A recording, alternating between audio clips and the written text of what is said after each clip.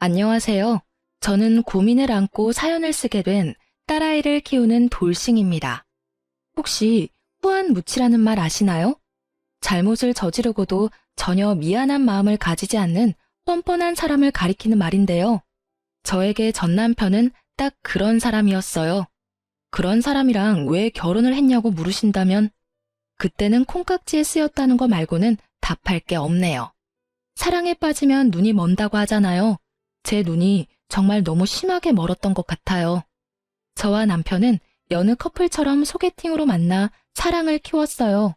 둘 다 평범한 직장인이라 정말 평범하게 연애를 했어요. 저는 외동딸이라 어릴 때부터 아버지가 적금을 많이 부어주셨고, 저도 일하면서 번 돈을 많이 모아두었기 때문에 결혼 전에는 이미 집도 전세로 살고 있었어요. 솔직히 처음 결혼할 때는 부모님 반대도 있었어요. 남편은 집을 할 생각도 없이 제가 살던 전셋집에서 그냥 살면 안 되냐는 식으로 말했고, 저도 굳이 돈 들여 이사 가는 것보다 그게 나을 거라고 생각하기도 했거든요. 그런데 아버지가 자기 돈으로 아무것도 안 하려는 남자 인정 못한다며 마지막까지 반대를 하셨죠. 그래도 결국 결혼은 했어요. 그만큼 남편이랑 잘 맞는다는 생각을 했으니까요. 저는 성격이 맺고 끊음이 정확한 편인데 남편은 둥글둥글 무난한 성격이어서 그 부분이 잘 맞았거든요. 그런데 딱 하나 술 때문에 사고 친 적이 많아서 그 부분이 저를 힘들게 했어요. 이혼한 게 그럼 술 때문인가 하고 생각하실지도 모르겠지만 전혀 그쪽 문제가 아니고 뜬금없는 여자 문제 때문이었어요. 결혼 기념일이 3번을 지난 어느 날이었어요. 술만 마시면 연락이 없는 남편을 기다리며 TV를 보고 있는데 남편이 제게 전화를 한 통 하더군요. 짜증나는 마음을 꾹꾹 눌러 담아 전화했더니 경찰서라는 대답과 함께 남편을 데려가라고 하시더군요. 술을 너무 많이 마셔서 도로에 누워있다가 결국 경찰서에 신고가 들어가는 바람에 거기 가 있더라고요. 경찰서 갔더니 완전히 깔라가 돼서 인사불성이 된 남편이 의자에 누워있더라고요. 그나마 술 주정이 없었으니 다행이었지. 주정까지 했으면 한 대 패고 싶을 만큼 쪽팔렸어요. 부랴부랴 경찰서까지 남편 데리러 온 건 좋았는데 폰이 꺼져버렸더라고요. 저는 자기 전에 폰을 충전하는데 남편 데리러 여기까지 나올 줄 몰라서 충전을 잊어버리고 있었거든요. 결국 제 폰을 쓸 수 없으니 콜택시도 부를 수 없었어요. 남편 폰이 생각나서 콜택시를 부르려고 버튼을 누르는데 뭘 잘못 눌렀는지 이전 화면이 뜨더군요. 그리고 그 화면을 본 제 눈을 의심할 수밖에 없었어요. 남편이 웬 여자와 같이 있는 사진이었어요. 거의 껴안고 있는 데다가 서로 입술을 맞대고 있는 사진이었죠. 게다가 위에서 아래로 찍힌 각도로 보니 여자가 남편 다리 위에 올라가 있는 상태였어요. 그걸 보고 제정신 유지할 수 있는 여자가 이 세상에 있을까요? 그런데 얼굴을 확인하고 더 열이 받아버렸어요. 바로 남편이 자주 만나러 다니던 동네 누나였거든요. 이 여자를 제가 경계 대상에 넣지 않은 이유는 처음에 사귈 때 가장 먼저 소개시켜준 사람이었거든요. 동네에서 어릴 때부터 친하게 지내던 누나라며 결혼한 사람이라고 하기도 했고 나이가 남편보다 6살이나 많으니 바람을 필 거라고는 상상도 못했거든요. 절대로 연애 상대는 아닐 거라고 편하게 생각했는데 그 생각이 이런 참사를 불러온 것 같아요. 게다가 그 여자는 유부녀였고 남편도 유부남이잖아요. 일단 화를 내려놓고 다른 사진부터 확인했어요. 그랬더니 이건 확실하다 싶더라고요. 그 여자랑 찍은 사진이 넘쳐나더군요. 저와 남편은 서로 폰을 확인하는 행동은 한 적이 없었는데 그래서 그런지 굉장히 무방비하게 폰 안에 외도의 흔적들이 가득하더라고요. 그 흔적들을 저장하려니 제 폰은 이미 배터리가 나갔고 어쩔 수 없이 사람을 하나 불러야 했어요. 폰 번호를 알고 있는 제 사촌 오빠에게 전화했어요. 근처에 살고 있고 지금이면 운동을 할 시간이라 오기도 편할 거라고 생각하고 불렀거든요. 도대체 남편이 술을 얼마나 마셨길래 태우지도 못할 만큼 떡이 됐어? 그러게 말이야. 근데 그게 중요한 게 아니라고 지금. 잠깐 폰 들고 이리 와봐. 저는 오빠의 팔을 끌어 남편 폰 앞으로 데리고 왔어요. 그리고 남편의 외도 사진과 카톡 내역을 모두 보여주며 사진 좀 찍으라고 말했어요. 동영상도 찍으라고요. 바람 피면서 이렇게 대놓고 사진첩에 불륜녀랑 찍은 사진 올려놓은 거야? 이건 뭐 답이 없네. 사진을 보니 최소 몇 달 전에 바람 핀 거 같은데. 그래서 지금 미치고 팔짝 뛸 것 같다고. 게다가 이 여자 내가 아는 여자야. 남편 동네 아는 누나인데 어릴 때부터 친하다고 해서 별 생각 없이 놔뒀더니 이런 식으로 사람 뒤통수를 치네? 잘 생각해. 바람 피는 것도 습관이라 잘 안 고쳐진다더라. 사람마다 다르긴 하겠지만. 몰라. 이 인간 술 깨고 이야기해본 뒤에 결정하려고. 오빠, 미안한데 우리 집까지 옮겨줄 수 있어? 택시 타고 갔다가 집 안까지만 옮겨줘. 야, 바람 핀 놈 뭐가 좋아서 집까지 데려가? 그냥 근처 쓰레기 있는데 대충 던져두고 가면 되지. 쓰레기는 쓰레기장에. 몰라? 나도 그러고 싶지. 그치만 내일 아침에 눈 뜨자마자 추궁해야 하니까 놔두고 가면 안 돼. 결국은 오빠의 도움으로 저희는 집에 무사히 도착했고 남편은 오빠가 데려다 놓은 현관 입구에 놔둔 채 저는 안방에 들어가 잠을 청했어요. 그런데 잠이 안 오더라고요. 열이 받으니 쉽사리 가라앉지도 않고요. 결국은 뒤척거리며 자다 깨다를 반복하다가 새벽녘 잠자는 걸 포기하고 일어나서 TV를 틀었어요. 생각이 많아서 정리할 겸 틀어놓은 건데 그 소리에 남편이 으으하며 일어나더군요. 물 좀 갖다 줘. 술에 취해 갈라진 목소리로 말하는 남편을 보며 저는 물 대신 대뜸 사진부터 보여줬어요. 동네 친한 누나랑은 어디까지 갔어? 그게 무슨 소리야? 사진을 본 남편놈은 그제야 정신이 돌아오는지 버벅대기 시작하더군요.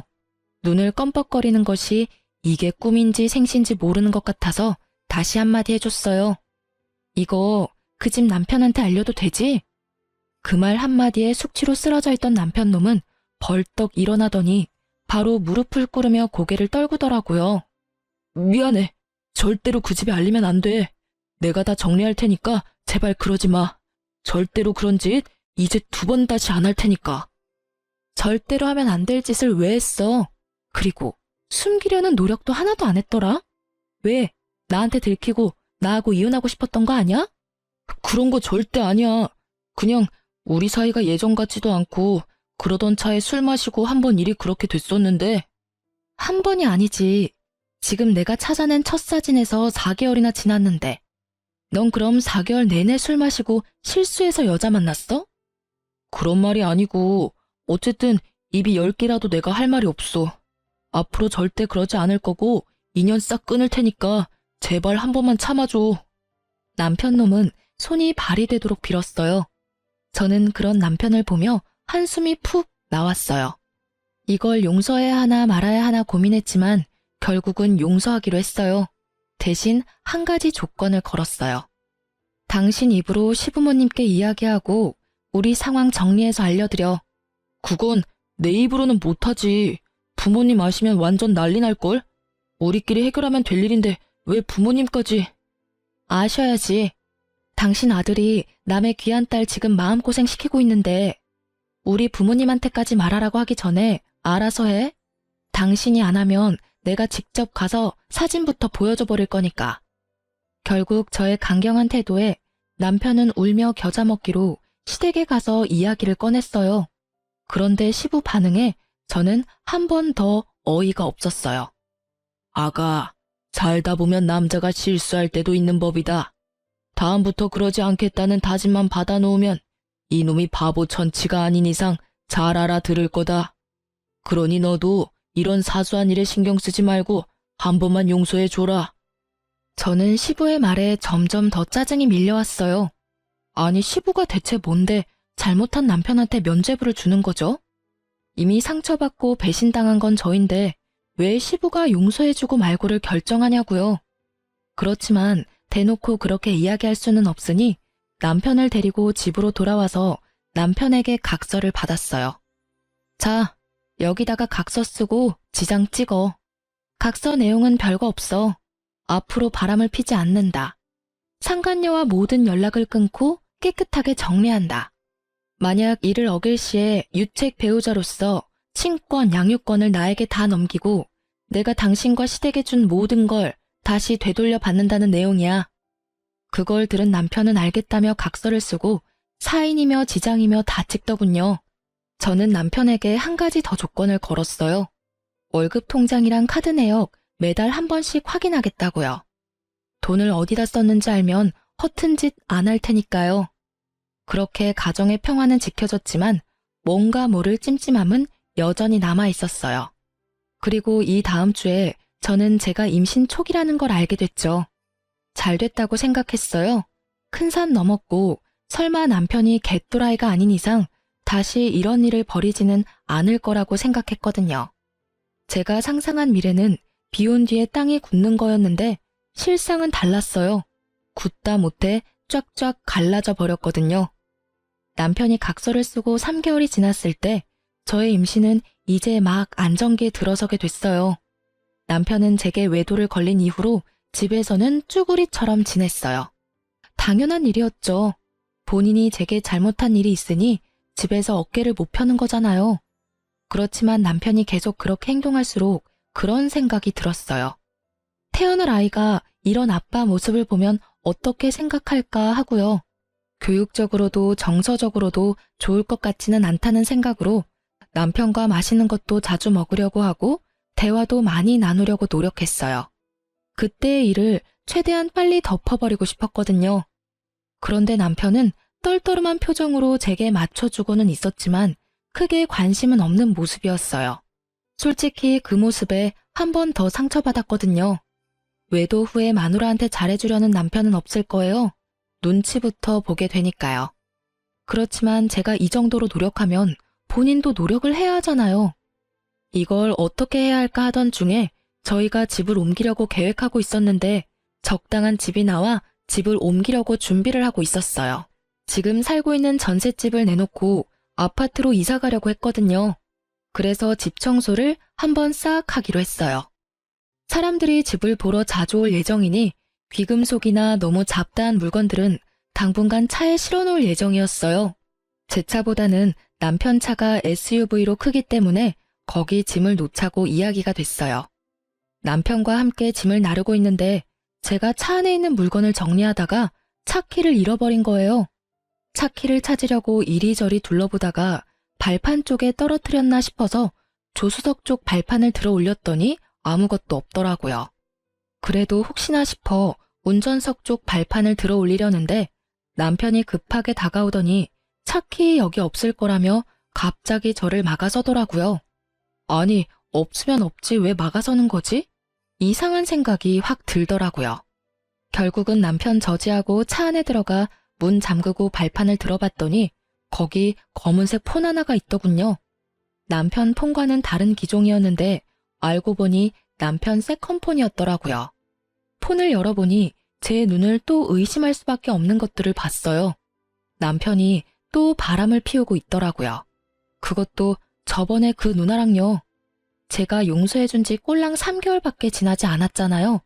게다가 애가 뱃속에 있는데 바람이라니. 열받은 제가 차문을 열고 나왔어요. 너 이거 뭐야? 폰 숨겨두고 그 여자랑 또 바람을 피워? 몇 개월 지났다고 또 바람이야. 아니지. 혹시 그때 해결 안 했던 거야?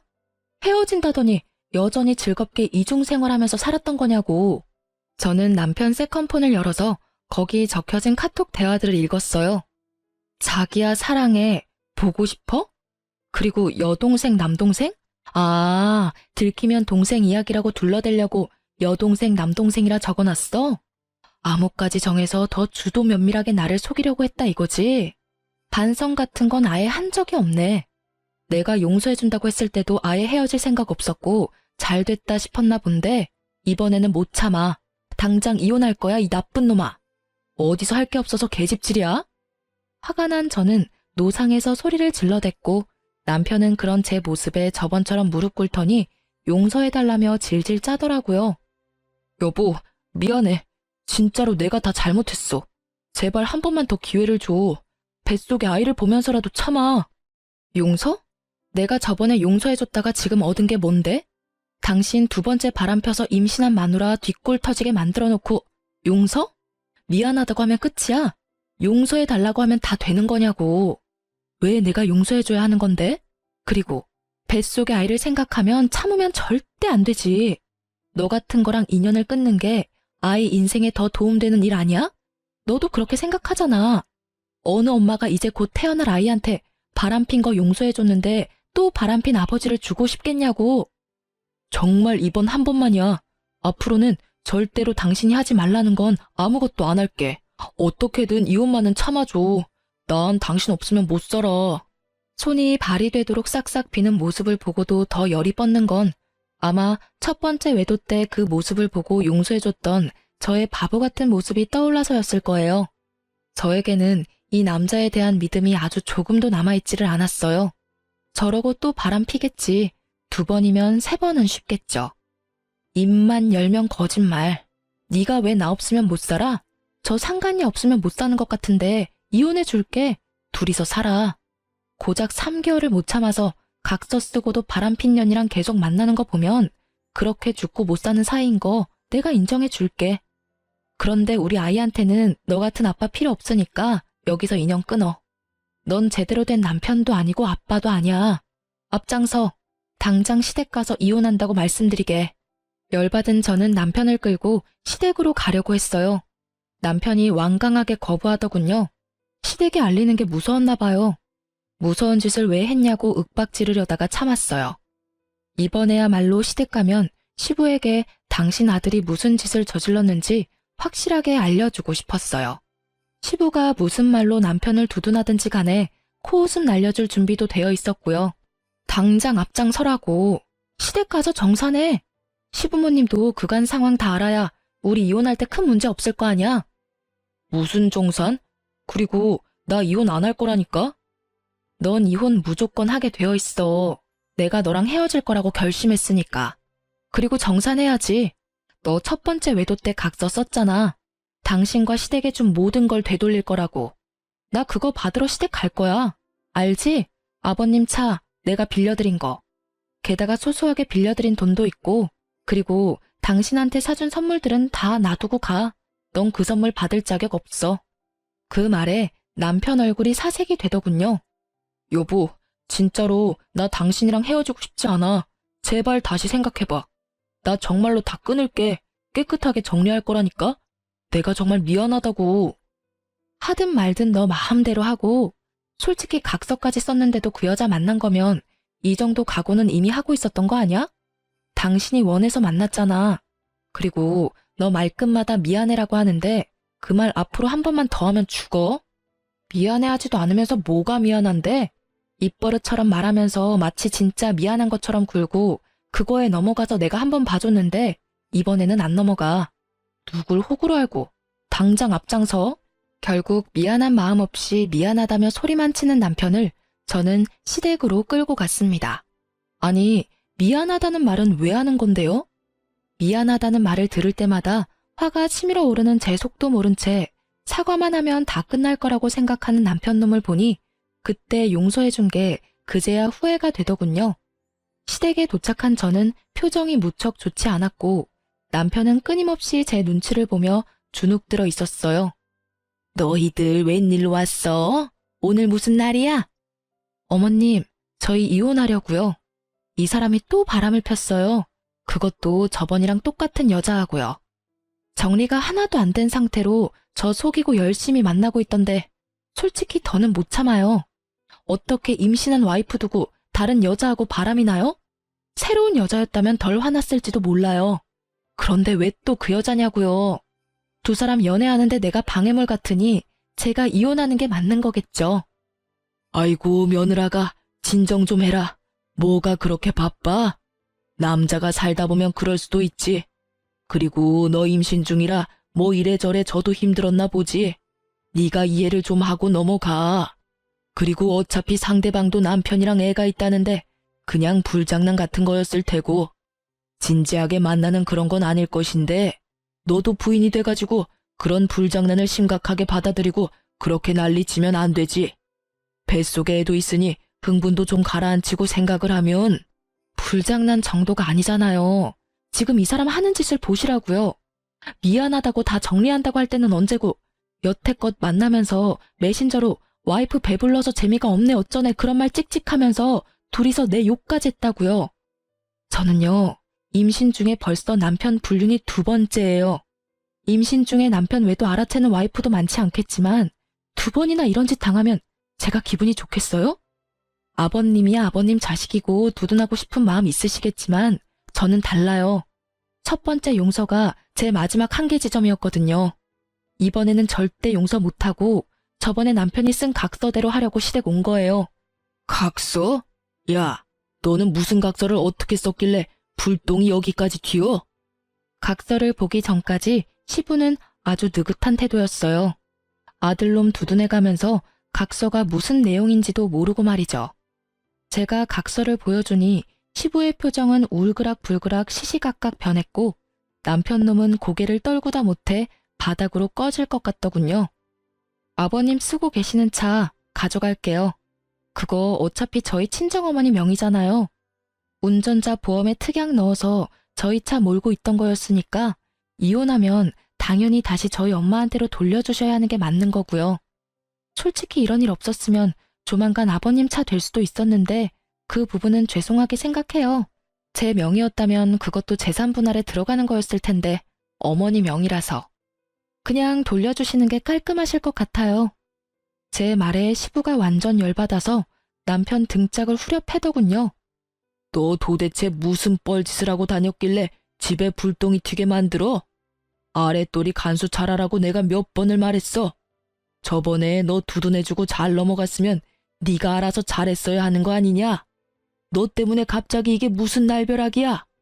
시부는 흥분해서 남편을 향해 윽박질렀고 그런 시부를 보면서 저는 웃겼어요. 왜냐고요? 아니 처음에 남편 바람 폈을 때는 자기 차 뺏길 정도로 위급한 게 아니라서 남편 용서하라고 마음 넓은 척 굴더니 결국 자기가 차 뺏길 것 같으니 남편에게 너 잘못했다고 말하는 건 도대체 무슨 심보인지 모르겠거든요. 잘못된 건 잘못된 거고 잘한 건 잘한 거라는 심플한 게 이 집에는 없는 거예요.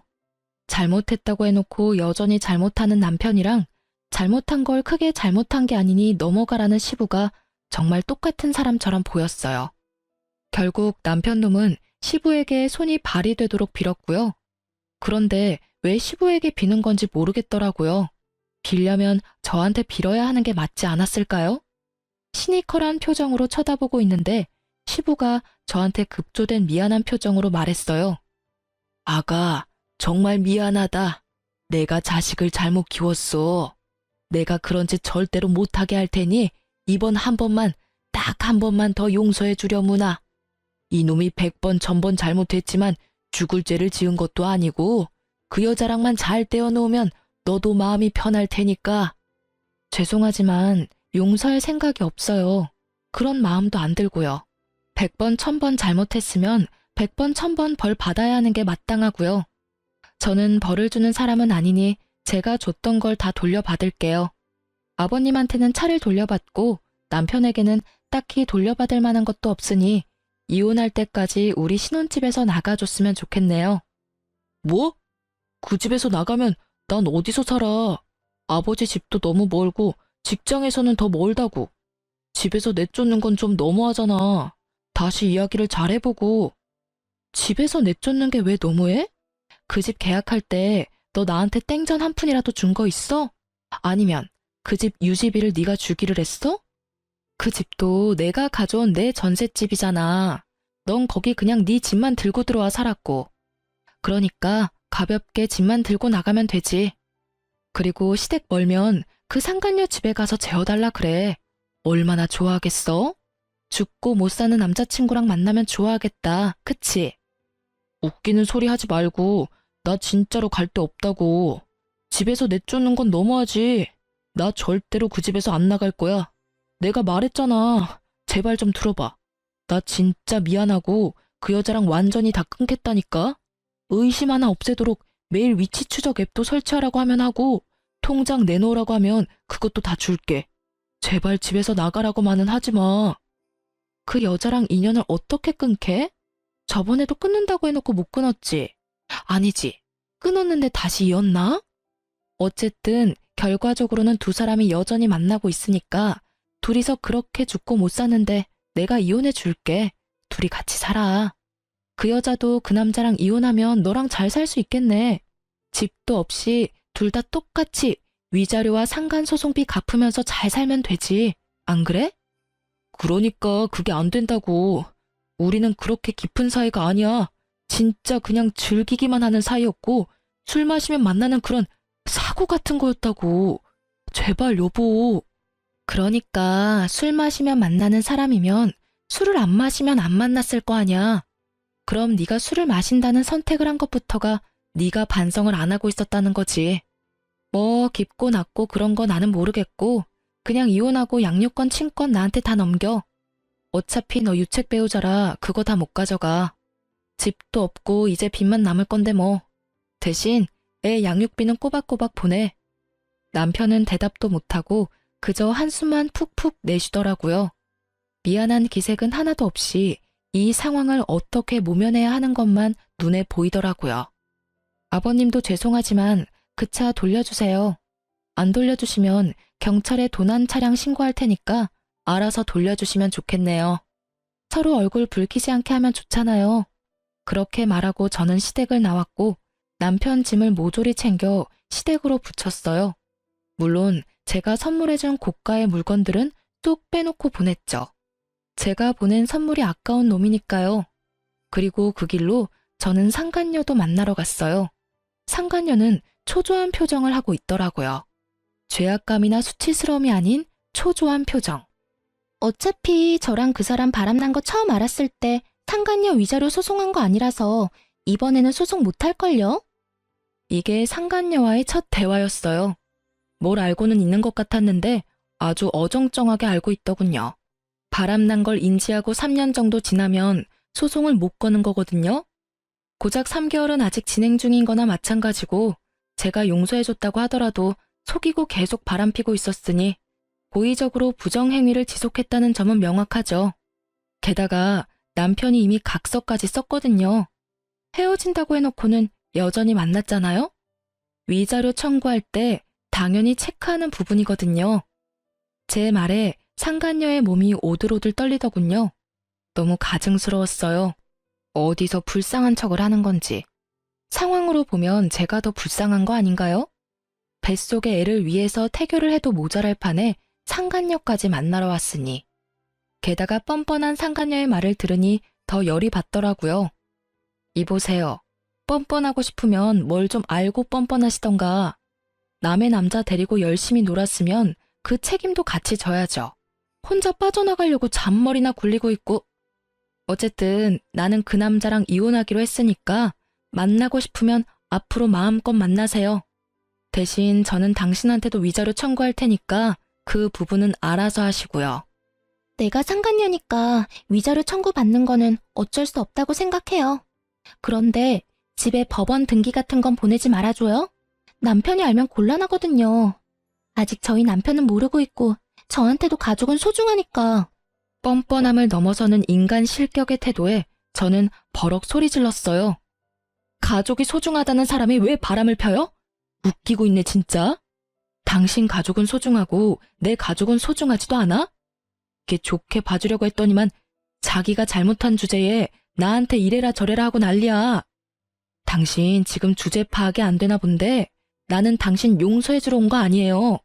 솔직히 지금도 당신 남편한테 가서 먼저 이룰 수도 있는 거 귀찮아서 여기까지 와서 꼴 보기 싫은 당신 얼굴 보고 있는 거라고. 이것들이 사람이 마음 써주니까 아주 호구로 보이나 봐.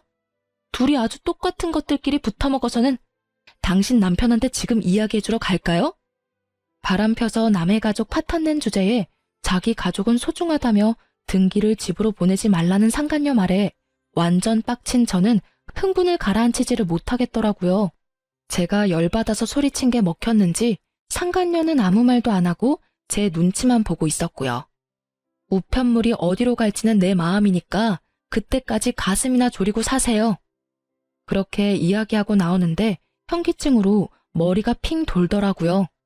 너무 신경을 많이 썼는지 몸이 안 좋아진 것 같더라고요. 결국은 정신력을 소모하기 싫어서 이혼 전문 변호사를 찾아가 맡기기로 했어요. 결국 이혼은 합의가 아닌 소송으로 들어가게 됐고 이혼 소송 진행하면서 상간녀 소송도 같이 진행했어요. 그리고 저는 이혼 소송 중에 딸아이를 출산했어요. 그 아이를 낳을 때 남편이 없어서 친정 어머니가 들어오셨는데 그때만큼은 정말 서럽게 울었어요. 울지 않고 버티려고 그렇게 애를 썼는데 아이를 낳은 벅참과 아이를 아빠 없이 키워야 한다는 미안함이 한데 섞여서는 묘한 죄책감과 슬픔으로 눈물이 났어요. 이번 한 번뿐이다. 오는 건 지금뿐이라고 되뇌이며 딸아이를 홀로 키웠어요. 육아휴직을 쓰고도 힘이 들어 친정 도움을 받았지만 그래도 홀로 서기는 성공적이라고 할 수 있었어요. 그런데 이혼 후 몇 개월이 지났을까? 갑자기 전 남편이 딸아이가 보고 싶다며 면접 교섭권을 써서 아이를 만나러 왔더라고요. 처음에는 이 사람도 혼자 지내면서 애 얼굴 보고 싶었겠구나 하고 마음이 좀 쓰였는데 애 보러 와서는 저한테 계속 사정사정 하더라고요. 당신 혼자서 힘들지? 내가 곁에 있어주면 진짜 덜 힘들 거야. 나 애한테도 잘하고 집중할 자신 있어. 그러니까 우리 다시 만나지 않을래? 당신도 힘들잖아. 싱글맘이 얼마나 힘든데. 내가 도와줄게. 저번 일 모두 만회하고도 남을 만큼 내가 헌신적으로 할게. 갑자기 이렇게 말하길래 이놈이 진짜 정신이 나갔나 싶었어요. 갑자기 왜 다시 만나자고 해? 그 여자랑 잘 안 돼? 상간녀가 이혼 안 하려나 보네. 그럼 더 잘 된 거 아니야? 눈치 보지 말고 마음껏 여자 만나면서 살면 되지. 그 여자는 안 돼. 나 지금 당신이랑 그 여자 두 사람한테 양육비 줘야 해서 큰일 나게 생겼다고. 나는 맹세코 그 여자애가 내 애인지는 몰랐어. 그리고 피임도 확실하게 했었다고. 언제 임신이 됐는지 모르겠는데. 여기까지 듣고 나니 그럼 그렇지 하는 생각이 들더군요. 정신이 돌아올 리가 없죠. 고작 3개월 만에 바람피는 놈인데 몇 개월 됐다고 제정신이 돌아오겠어요? 점점 썩어가는 제 표정은 아랑곳하지 않고 전 남편 놈의 이야기는 계속됐어요. 들어보니 웃기지도 않더라고요. 제가 출산한 때에 상간녀도 임신 6개월 차였다고 해요. 당연히 상간녀 남편도 제 전 남편도 상간녀의 뱃속에 있는 씨가 당연히 상간녀 남편인 줄 알았다고 해요. 그래서 상간녀 남편이 상간녀를 극진히 모시면서 살았는데 제가 그때 위자료 소송도 같이 했잖아요. 그때 결국은 상간녀 집 주소로 손해배상 우편물이 가는 바람에 상간녀 남편이 알게 된 것 같더라고요. 결국 불륜 사실을 알게 된 상간녀 남편이 뱃속의 애가 누구 애냐며 난리를 친 건 어찌 보면 당연한 일이겠죠. 그런데 상간녀는 그 상황에도 대쪽같이 뱃속의 애는 자기 남편 애라며 실랑이까지 했다고 해요. 상간녀의 남편도 애가 나오기 전까지는 알 길이 없는 데다 여자가 극구 자기 아들이라고 하니 긴가민가 했대요. 그렇지만 일단 불륜은 했다는 게 확인이 되었으니 용서할 마음은 없었나 보더라고요. 결국 두 사람은 출산 전까지는 별거했다고 하더라고요. 그 얘기를 듣는데 살짝 놀랐어요. 그 여자가 무슨 생각으로 애를 낳을 생각을 했는지 모르겠어요. 어차피 확률이 반이니까 그쪽일 가능성이 있다고 생각해서 아이를 낳으려고 했던 것 같은데 결국은 나쁜 선택이었어요. 1년 채워 애를 낳고 당당하게 유전자 검사를 했는데 상간녀 남편의 아이가 아닌 제 전 남편의 아이였다고 판명난 거죠.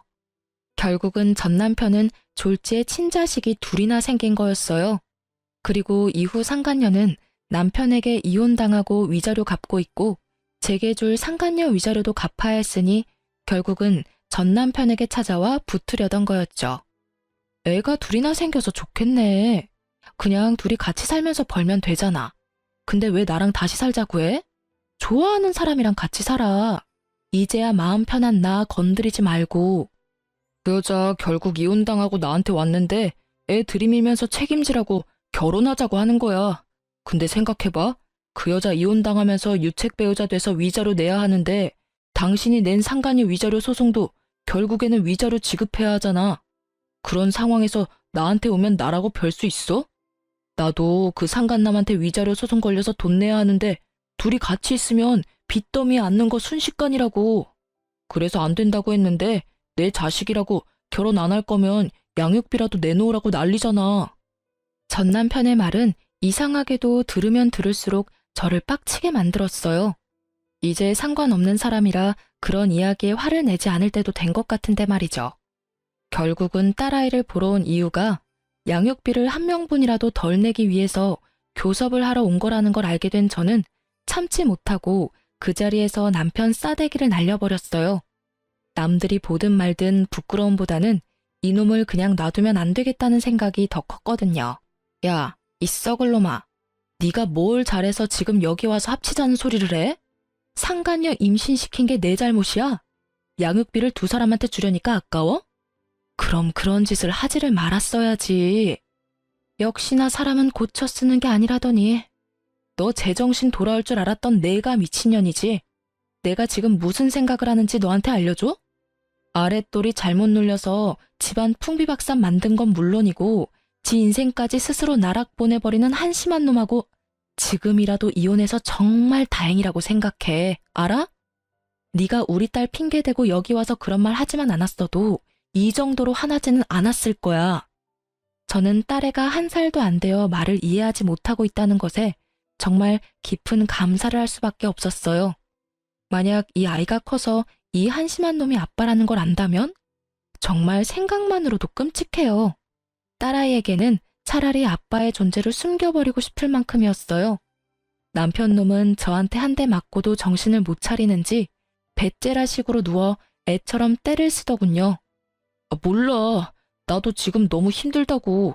당신이 안 도와주면 파산해서 양육비고 뭐고 아무것도 못 보낼 거라고. 그러니까 당신이 좀 알아서 해줘. 그쪽이랑 다르게 우리는 부부 사이였잖아. 작년까지만 해도 부부 사이였었지. 지금은 아니고. 잘 됐다고 생각하라고.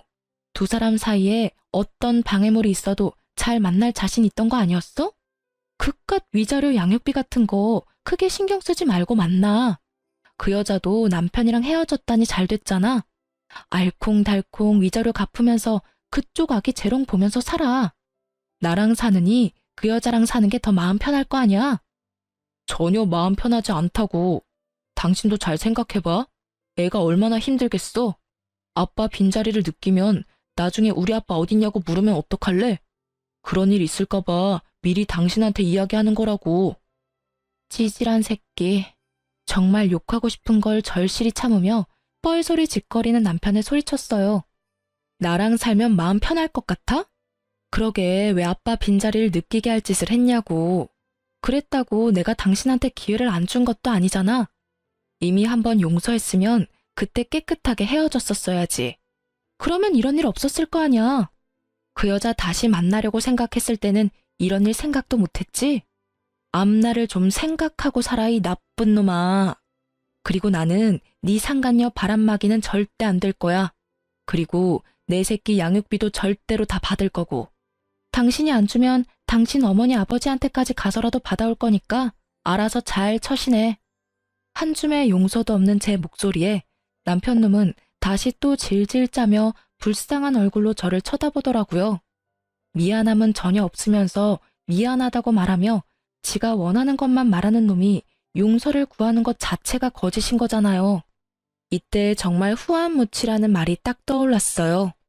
표정만 미안하고 전혀 미안함을 못 느끼는 사람이 전 남편이었던 거죠. 그렇게 전 남편을 놔두고 씩씩거리며 딸애를 데리고 나오는데 정말 눈물이 줄줄 났어요. 슬픔이 아니라 분노의 눈물이요. 저딴 미친놈도 내 딸이라고 결국 면접 교섭권을 쓰면 만나게 해줘야 한다는 게 너무 싫었거든요. 전 남편놈 하는 꼴을 보니 이번 한 번으로 끝날 것 같지도 않았고 볼 때마다 저지랄을 할 것 같아서 앞으로가 더 답답했어요. 솔직히 남편의 첫 번째 외도를 발견했을 때 저도 쉬운 마음으로 용서했던 건 절대 아니었어요. 외도를 겪어본 여자들은 다 그렇겠지만 그게 용서를 한다 만다의 판단이 가능한 게 아니거든요. 판단을 한다보다는 속어법이죠. 용서를 하는 것이 내게 더 나은가, 용서를 하지 않는 것이 내게 더 나은가. 당연히 제 입장에서 생각할 수밖에 없는 문제이기도 하고요. 이미 상대방은 저를 상처 주었고 그 상처는 아물지 못할 거라는 걸 아니까요. 그래도 용서했던 건 남편의 미안함이 진짜라고 믿었기 때문이었어요. 그런데 미안함도 만들어낼 수 있다는 더러운 사실을 알고 나니 마음이 아예 식어버리더라고요. 글을 쓰고 있는 지금도 저는 딸아이와 단 둘이 살고 있어요. 가끔 사람들이 재혼 이야기를 꺼내기도 하고 딸아이니까 다른 곳에 시집 가기도 편하지 않냐고 묻기도 해요. 다들 저를 생각해서 하는 말이라는 건 잘 알지만 딱히 마음이 동하지는 않아요. 사람을 만나는 건 좋은 일이고 생활에 활력이 되지만 아이를 키우면서 만나는 건 힘이 들거든요. 그리고 재혼을 할 만큼 남자에 대한 신뢰가 다시 돌아오지는 않은 상태라 당분간은 이 상태를 유지하고 있을 거예요. 아이를 키우는 재미가 쏠쏠하지만 매번 애를 만나고자 시도하는 남편을 막는 것도 힘들어요. 지금은 아빠라는 존재에 대해 아예 생각하지도 못하게 하지만 앞으로 좀 더 크면 다르겠죠. 곧잘 제 말을 따라하며 놀기 좋아하는 딸애가 어린이집에 들어가서 아빠라는 단어를 알게 되고 왜 자기는 아빠랑 같이 살지 않냐고 물어보면 뭐라고 대답해야 할지 감이 오질 않거든요. 아빠가 나쁜 사람이라고 말하면 아이에게 상처가 될 것 같고 아빠가 바쁘다고 말하면 그럭저럭 넘어갈 것 같긴 하지만 언젠가는 진실을 알게 되겠죠. 혹시 나중에 아이가 좀 커서 왜 자기는 아빠가 없냐고 물어보면 이혼 사유를 솔직하게 밝히는 게 맞을까요? 아니면 이혼했다는 것만 밝히고 그 사이의 일은 어른들의 일이라고 일축시키는 것이 더 좋을까요? 글을 읽으시는 분들의 많은 조언을 부탁드립니다. 그리고 글 읽어주셔서 너무 감사해요.